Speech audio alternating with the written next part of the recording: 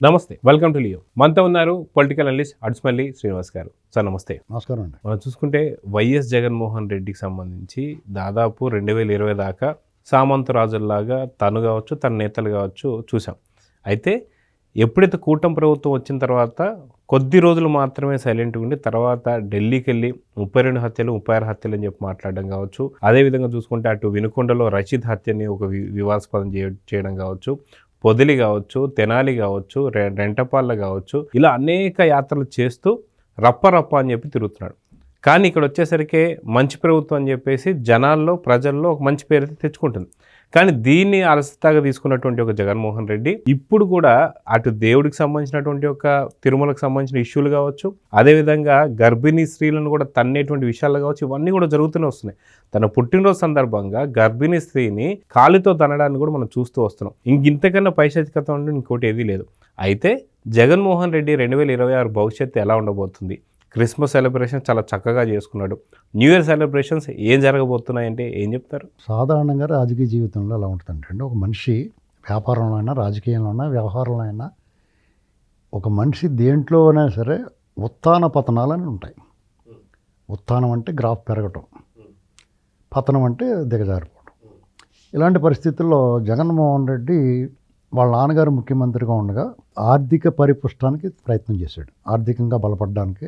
ఆర్థికంగా బలపడాలంటే ఇవాళ దుకాణం పెడతారు, రేపు లాభాలు రావు కదా అంటే దానికి ఏదో ఒకటి అడ్డుగోలుగా చేసుకోవాలి. సడన్గా రావాలంటే ఇప్పుడు 2024కు ముందు వాళ్ళ ఎలక్షన్, ఆయన ముఖ్యమంత్రి అవ్వకముందు వాళ్ళ పరిస్థితి సాధారణం కంటే కొంచెం ఎక్కువ.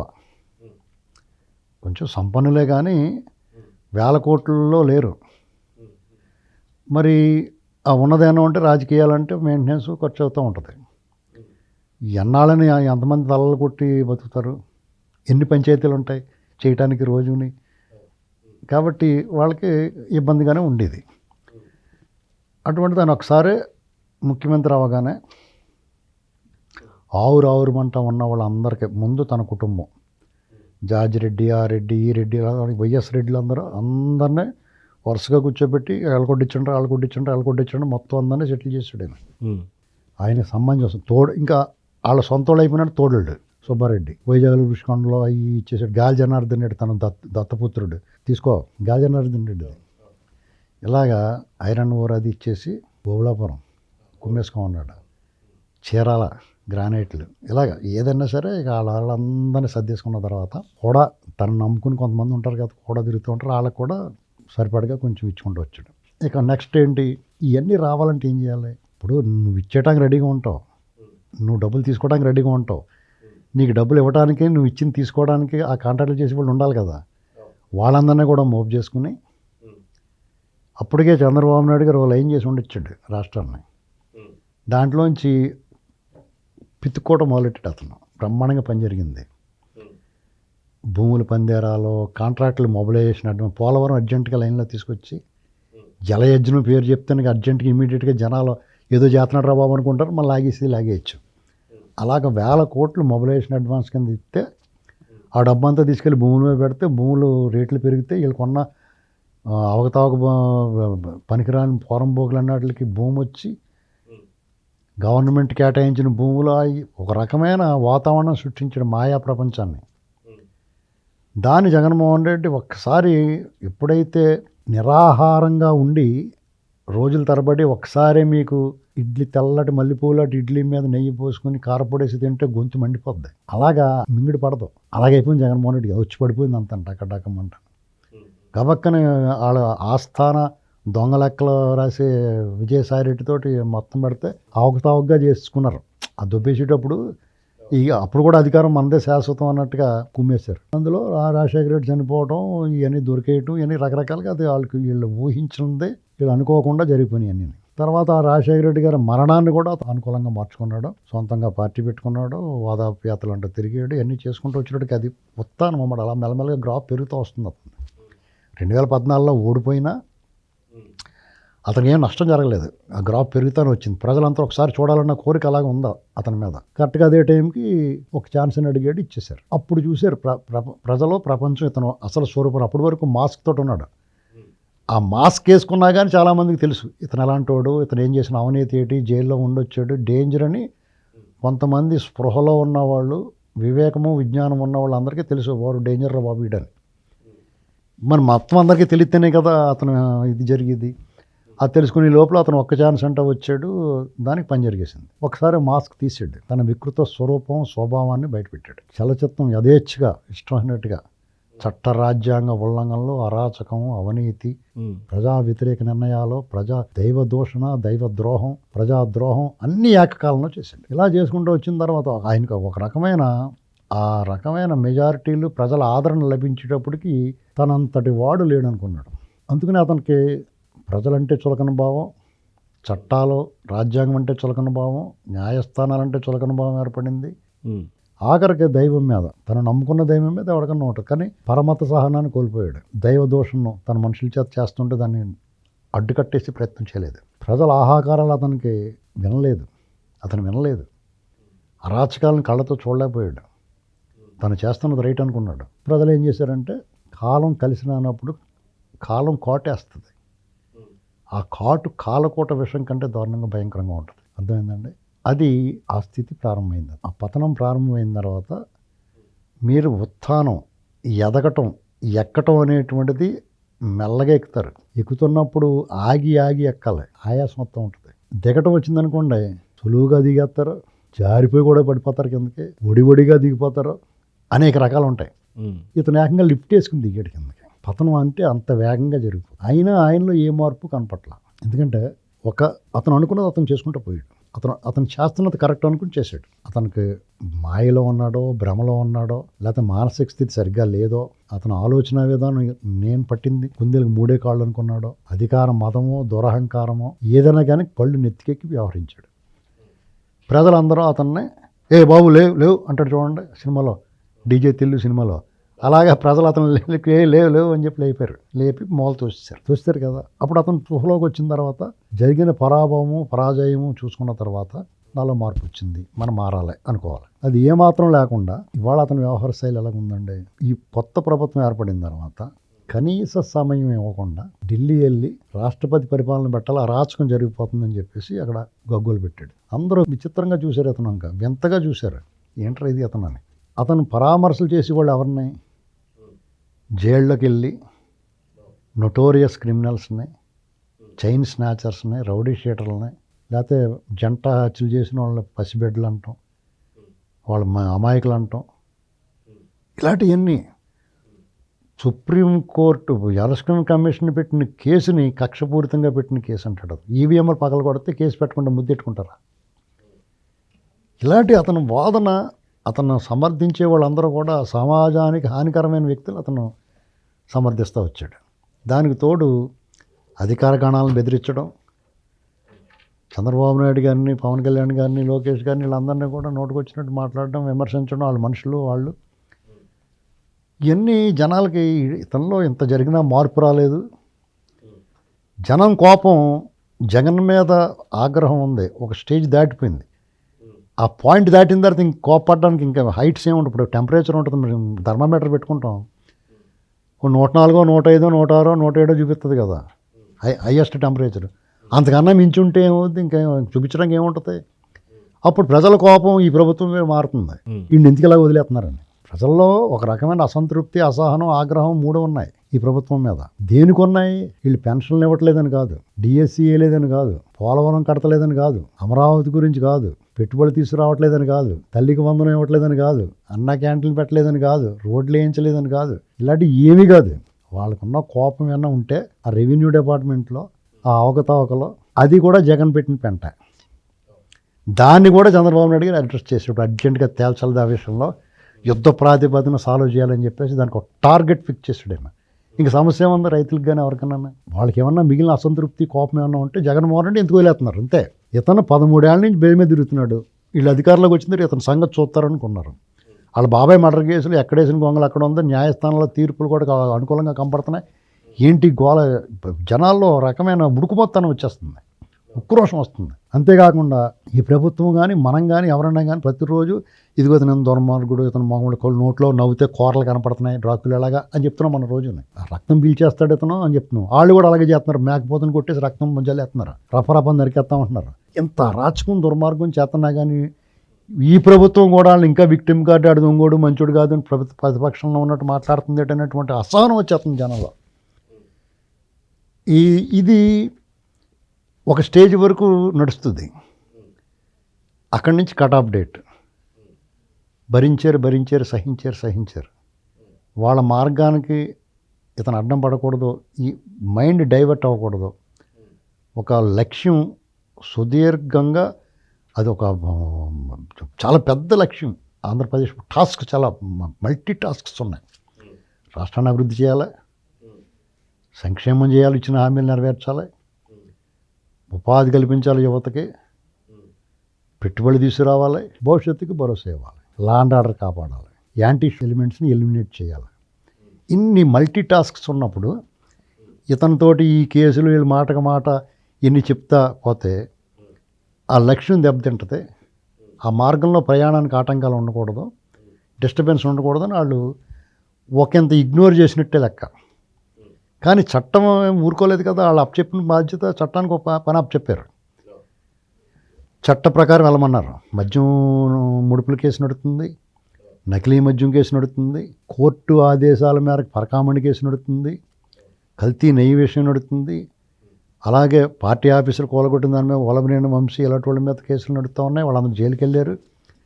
జత్వానీ కేసులో కొంతమంది ఐఏఎస్ ఆఫీసర్లు సస్పెండ్ అయ్యారు. ఇలాగా రఘురామకృష్ణరాజు గారి విషయంలో పూర్తి స్థాయిలో కాబట్టి కొంచెం కదలిక ఉంది. అది సరిపోవట్లే ఆ జనాలకి. ఇవన్నీ చూసిన తర్వాత వీళ్ళు దీని మీద దృష్టి పెట్టకుండానే చట్టానికి అప్పచెప్తేనే అవి అలా జరుగుతున్నాయి. చట్టం ఏం చేస్తుంది, చట్టానికి తన పని తాను చేసుకోమన్నప్పుడు చట్టం కొంచెం నెమ్మదిగా కదులుతుంది, కుందేలు తాంబేలులాగా, టార్టాయిస్ లాగా. ఎందుకంటే పూర్తి స్థాయిలో ఆధారాలు ఉండాలి. మన చట్టం ఏం చెప్తుందంటే, నీ కళ్ళ ముందు ఇలా పొడి చేసిన జడ్జి గారి ముందు ఇంకొకటి వచ్చి అతను పొడి చేసేయండి అని చెప్పాలి. మన చట్టం అలాంటిది.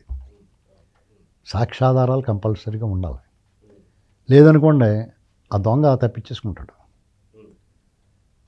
ఆ అవకాశం ఇవ్వకూడదని పకడ్బందీగా చేస్తున్నారు. అలాగే చట్టాల్లో కూడా కొన్ని లొసుగులు ఉంటాయి, దాన్ని అడ్డం పెట్టుకుని వాళ్ళు ఎస్కేప్ అవుతూ ఉంటారు. అలాగే అవకాశం ఇవ్వకూడదని వీళ్ళు రాజకీయ జోక్యం ఉండకుండా వాళ్ళకి విడిచిపెట్టారు. దాన్ని వాళ్ళు అలుసుగా తీసుకుని ఏకంగా పెట్టుబడిదారులు మిమ్మల్ని అరెస్ట్ చేస్తాం అంటే, ముందేమన్నారో మేము వచ్చిందని మీ సంగతి చూస్తాం ఉన్నారు అధికారులని. ఎక్కడున్నా లాక్ వస్తామని బెదిరించారు.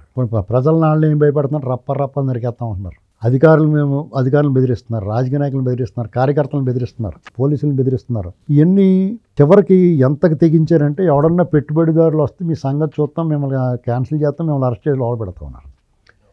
ఇక ఇప్పుడు వీళ్ళకి శ్రమంతా బూడిదలో పోసిన పన్నీరు అవ్వకూడదు. మనం ఎంత కష్టపడుతున్నాం, రాష్ట్రాన్ని ఒక దారిలో పెట్టడానికి చూస్తున్నాం. ఈ అరాచకాన్ని, మన పద్ధతిని, మన మంచితనాన్ని, మన ప్రజాస్వామ్య విధానాన్ని అతను సవాల్ చేస్తున్నాడు. యాంటీ సోషల్ ఎలిమెంట్స్ని యాక్టివేట్ చేస్తున్నాడు అతను. సాధారణ ప్రజలు భయభ్రాంతులు గురవుతున్నారు. ఆ చివరికి పెట్టుబడిదారులు కూడా భయాందోళనకు గురయ్యే పరిస్థితికి వచ్చింది. ఇతన్ని ఉపేక్షించకూడదు అనేటువంటి వైఖరి తీసుకున్నట్టు కనపడుతుంది ప్రభుత్వం. దానికి సూచనగా తుఫాను ముందు హెచ్చరికల్లాగా వాళ్ళు మాట చెప్పారు. పవన్ కళ్యాణ్ గారైనా, లోకేష్ గారైనా, చంద్రబాబు నాయుడు గారైనా ఎవరన్నా తుఫాను ముందు హెచ్చరికలు చేస్తారు కదా, ఎల్లో జెండా, ఎర్ర జెండా ఎగరేస్తారు కదా, ఒకటో ప్రమాద హెచ్చరిక అలాంటి హెచ్చరికలు జారీ చేశారు. అయినా వాళ్ళలో ఏం మార్పు రాలేదు. అప్పుడు ఏం చేస్తారంటే ఇక మొదలెడతారు. మొదటి సంవత్సరాల రాష్ట్రానికి అభివృద్ధి కోసం, సంక్షేమాన్ని, వాళ్ళు ఇచ్చిన హామీలు నెరవేర్చడం కోసం, పెండింగ్లో ఉండి అతను ధ్వంసం చేసి వెళ్ళిపోయిన ఆ శిథిలాలన్నింటినీ సేకరించి దాన్ని పునర్నిర్మాణం కోసం, పెట్టుబడులు తీసుకురావడం కోసం ఒక అనువైన వాతావరణాన్ని సృష్టించడానికి వాళ్ళు కష్టపడ్డారు. అందులో పూర్తి స్థాయిలో సక్సెస్ అయ్యారు. ఈ 6 నెలల్లో అంటే మొదటి సంవత్సరం అయిపోయింది, మిగతా ఒక 6 సంవత్సరం అంటే 2 సంవత్సరాలు పూర్తి అయ్యేలోపటికి ఈ చీడపీడలన్నీ తొలగిస్తేనే ఈ పంట బాగుంటుంది అనేటువంటిది వాళ్ళకి అవగాహనకు వచ్చారు. ఇది క్లీన్ చేయడం మొదలెడతారు. వాళ్ళు తలుచుకుని క్లీన్ చేయడం మొదలు పెడితే ఆల్రెడీ ఇప్పటి వరకు చట్టం తన పని తాను చేసుకుంటూ వెళ్ళింది మెల్లగా. అంటే కావలసిన సాక్ష్యాధారాలు సేకరించింది, అన్ని వైపులా దారులు మూసారు. అన్ని కేసుల్లోనూ జగన్మోహన్ రెడ్డి గడప ముందుకు వచ్చి ఆగినాయి అన్నీ. ఈ 6 నెలల్లో రెడీ అనగానే ఎత్తుకెళ్ళి కూర్చోబెడతారు. ఈ 6 నెలల్లో జరగబోయేది ఏంటంటే, గత ప్రభుత్వ హయాంలో చేసిన అరాచకాలన్నిటికీ కూడా ఒక లాజికల్ కంక్లూజన్, ఖచ్చితంగా వీళ్ళందరూ కూడా తర్వాత 3 సంవత్సరాల్లో ఈ ప్రభుత్వం తన పని తాను హ్యాపీగా చేసుకుంటూ పోద్ది. వీళ్ళేమో జైళ్ళ మధ్య, బెయిళ్ళ మధ్య, కోర్టులకి, జైలుకి, రిమాండ్కి మధ్య తిరుగుతా, పోలీస్ కస్టడీలకి పిటిషన్లు వేస్తూ ఉంటారు. అక్కడికి వెళ్ళి సమాధానాలు చెప్పుకుంటా, తెలీదు, గుర్తులేదు, మర్చిపోయాం, తెలీదు, గుర్తులేదు, మర్చిపోయాం, ఇలా చెప్పుకుంటా పోతా ఆ కనాలు పిడియమని ఒకటి లాగ్గానే ఒకటి చెప్తూ ఉంటారు. ఇలాగే చెప్తారు ముందు, తెలీదు, గుర్తులేదు, మర్చిపోయాం అనగానే ఒకడు నరరూప రాక్షసుడు అరివీర భయంకరులాంటి ఒకరిని తీసుకొస్తారు, వైరము కట్టుకుని పిడియమని ఒకటి లాగేయడానికి కూడా అప్పుడు చెప్పేస్తారు. ఇది చూస్తాం మనం 6 నెలల్లో. చాలామంది ఎగతాళిగా విక్రిస్తున్నారు, ఈ ప్రభుత్వం ఇలా చేయదని. ఈ ప్రభుత్వం వచ్చిన రోజు నుంచి ఇలా చేస్తే నేను మీరే అంటాం, మీకేం పని లేదా, వాళ్ళకి మీకు తేడా ఏముంది, వాళ్ళు చేశారు మీరు చేశారు రెండు ఒకళ్ళే అంటారు. వీళ్ళు అవకాశం ఇచ్చారు అతనికి, మారు అన్నారు. అతను నేను మారను అన్నాడు, మారు అంటారు. ఇప్పుడు మారు అని చెప్పారు, నేను మారను అన్నాడు, మారు అంటారు. ముడ్డి పగలు కూడా ఎత్తారు వాళ్ళందరికీ, నోటికి వచ్చినట్టు మాట్లాడినాడు కళ్ళందరూ. ఈ ప్రభుత్వంలో కూడా అన్నీ కరెక్ట్గానే ఉన్నాయని చెప్పం. ఖచ్చితంగా పరిపాలనలో కొన్ని ఇబ్బందులు ఉంటాయి. అధికారులు అందరూ ఒకలాగా ఉండరు, వాళ్ళకు కూడా వికారాలు ఉంటాయి. వాళ్ళు కూడా మనుషులే కదా, వాళ్ళకి రాజకీయ అభిలాషలు ఉంటాయి, ఇష్టాలు ఉంటాయి. జగన్మోహన్ రెడ్డి సంకనాయకి వాళ్ళు ఇంకా ఉన్నారు. ఏంటండి, పని అంటే బద్దకించే వాళ్ళు ఉన్నారు, దుప్పడం ముసుకెట్టు పడుకునే వాళ్ళు ఉన్నారు, ఎట్ ది సేమ్ టైం పని బాగా చేసే వాళ్ళు ఉన్నారు. కొంతమంది వికారమైన ఆలోచనలు, చేష్టల ద్వారా ప్రభుత్వానికి వాళ్ళు మంచి చేస్తున్నాం అనుకుంటారు, కానీ ప్రభుత్వానికి చెడ్డ పేరు వస్తూ ఉంటుంది. రకరకాల కొన్ని అవహేళనకు గురవుతున్నాయి, కొన్ని పథకాలు లేకపోతే కొన్ని పేర్లు, ఇలాంటివన్నీ. అవన్నీ సరి చేసుకోవాలంటే టైం పడుతుంది.